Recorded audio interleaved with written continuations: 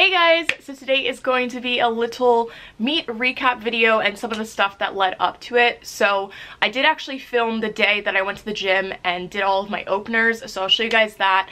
It was a pretty good workout, nothing too crazy. Things were moving, I was feeling good. This was my taper week, so all of my volume had been decreased and I was really just focusing on doing a top single for squat and then top single for bench. I actually didn't end up doing openers for deadlifts. I was going to the next day, but the powerlifting coach at my gym said not to, just let my back rest. I could train deadlifts if I wanted to, but just keep it super light. And I was like, okay, that actually makes sense. So I'll show you guys the footage from that now. If you do enjoy this video, please give it a thumbs up and subscribe. I'll have lots of workout videos coming soon because I'm actually training a little bit different for the next 6-ish weeks. So if there's anything particular that you want to see, let me know in the comments, but we're gonna get into it. Good afternoon, guys. It is 1:25 and we are going to begin this little training vlog. So as you can see, I've got this beautiful Marilyn Marlin's t-shirt on from like the early 2000s, and I'm about to head to Dick's because I need to pick up, that's reverse and my brother's car is behind me. I need to pick up some socks that could count as deadlift socks. So basically the equipment that you need for local and regional meets isn't super specific, but your deadlift socks and like t-shirts and stuff like that, they always follow the same rules. I've got no idea how high they're supposed to be. Like, I don't know what that looks like in the container. Like, is it these? I don't... I'm so confused.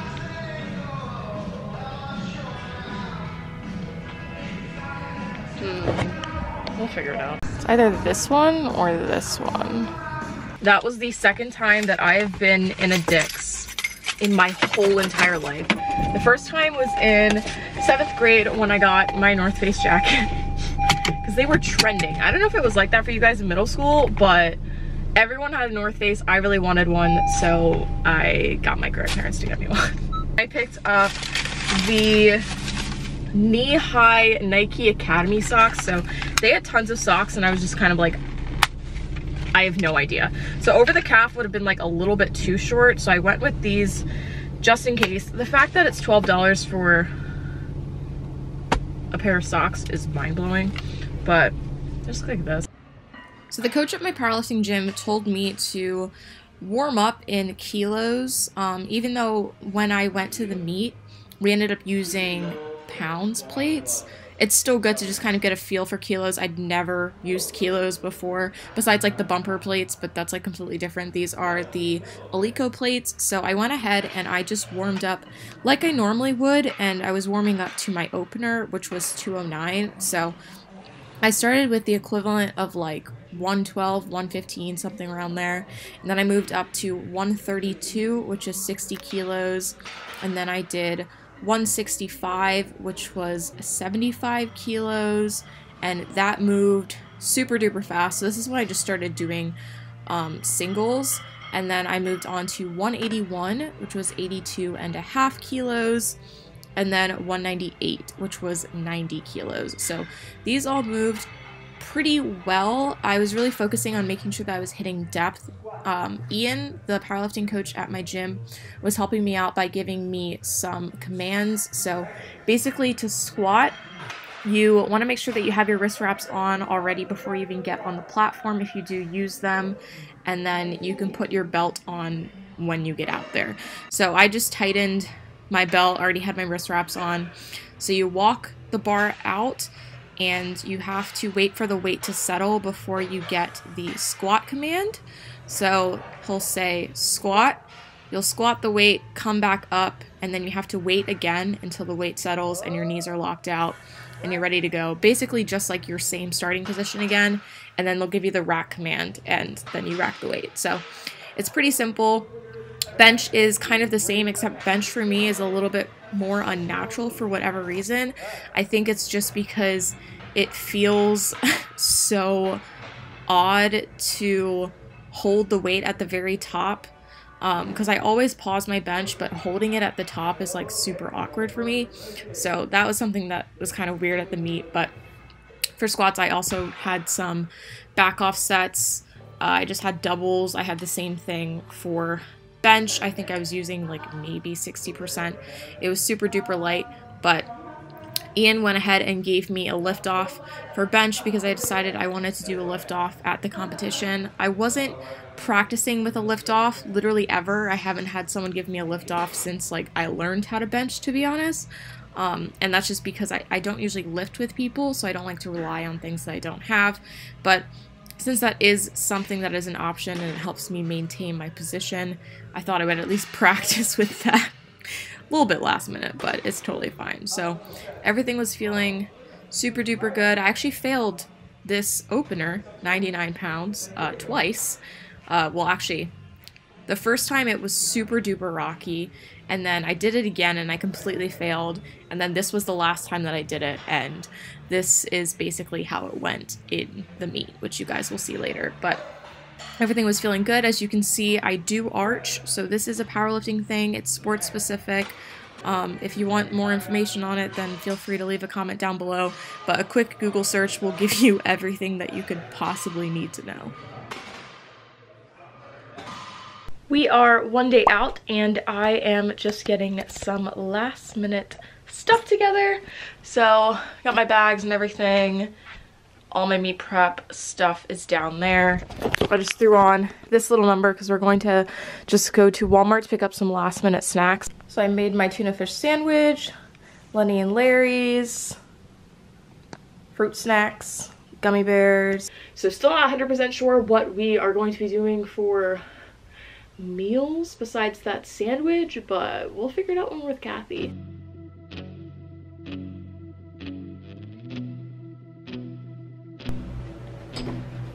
Okay, how's my hair?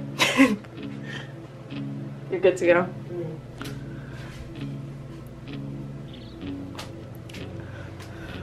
So many mirrors to look at myself in. What's that? Foam roller on the bed, typical.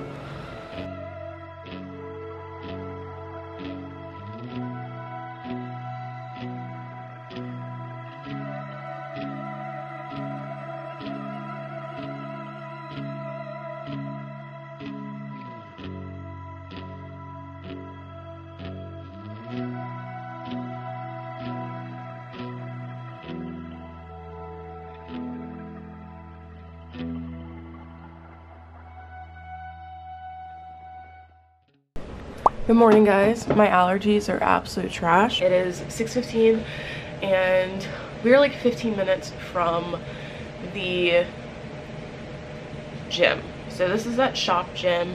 The biggest issue was going to be parking. They were making it set up so that people were parking at George Mason University, I think, and then you had to shuttle to the gym. And Kathy and I were like, okay, we'd have to leave at like 3 o'clock in the morning. Get there. We're not doing that. So we decided that we would just get a hotel, which is why we're here. But they've changed up the parking again, so we're very thankful that we don't have to deal with that. But we do have to call an Uber, most likely around 6:45, 6:50. So all I gotta do is throw on some makeup, because you guys know I'm extra. I'm super pumped. I'm very, very nervous, but I don't know, you know, it's just my first meet. I don't think it's gonna be that bad, and honestly I think I just need to relax because it ain't that deep.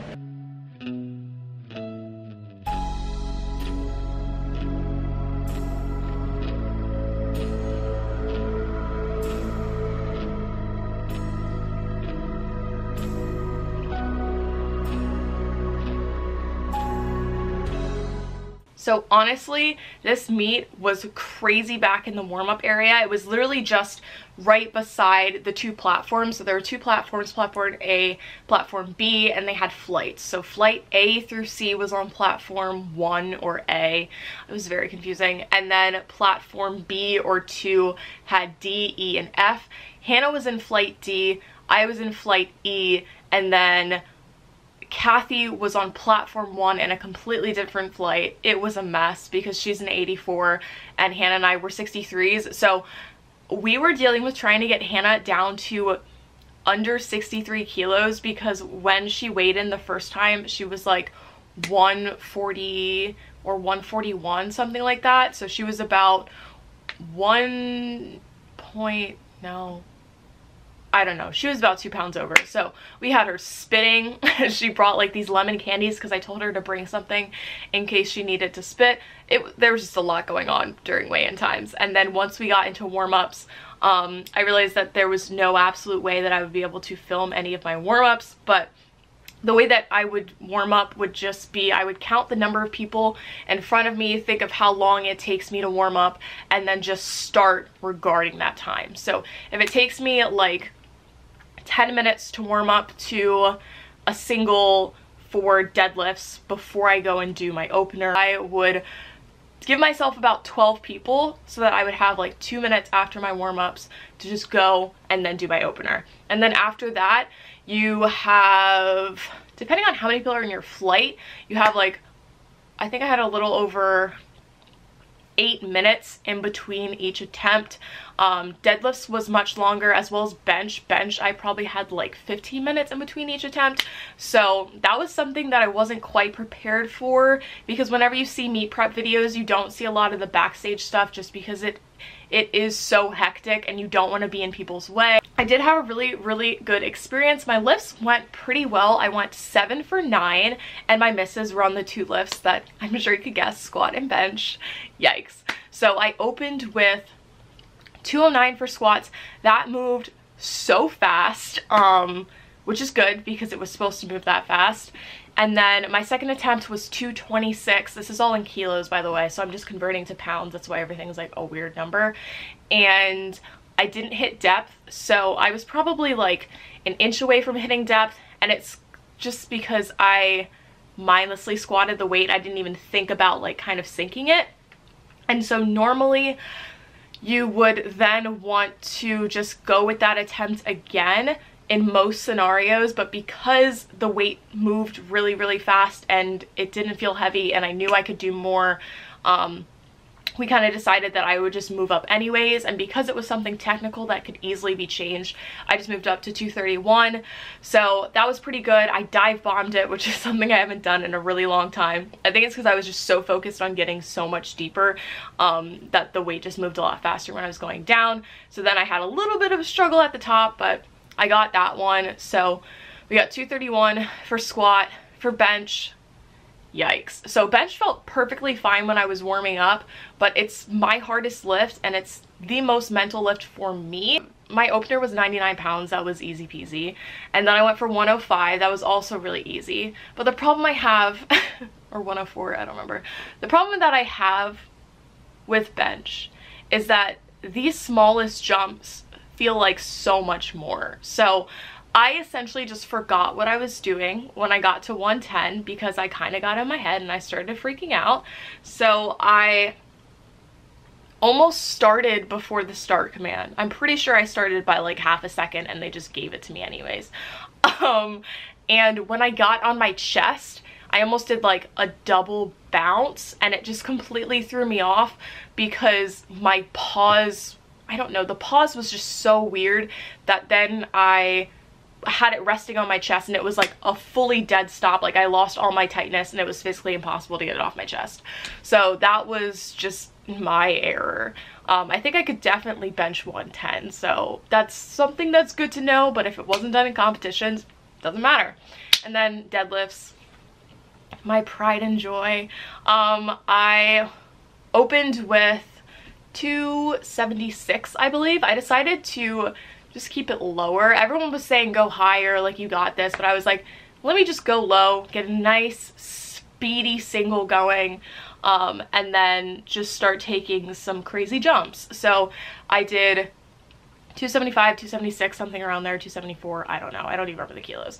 And then I did 319 for my second attempt, which is a PR because the most I've ever deadlifted was 315 and that was back in January.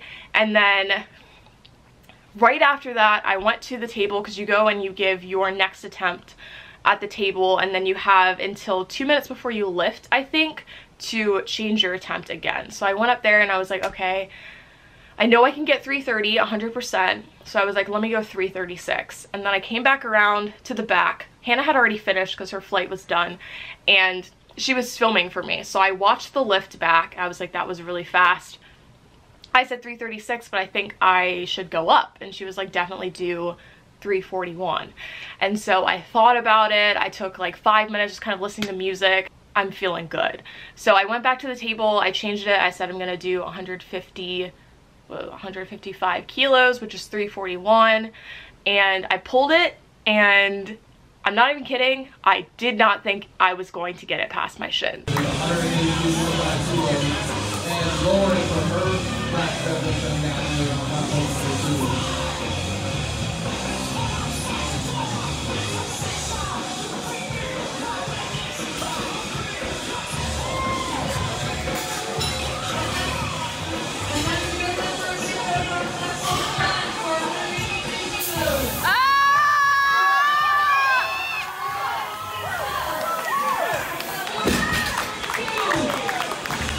And all of a sudden it just felt so heavy. But once I got it past my knees, it was pretty much smooth sailing ahead.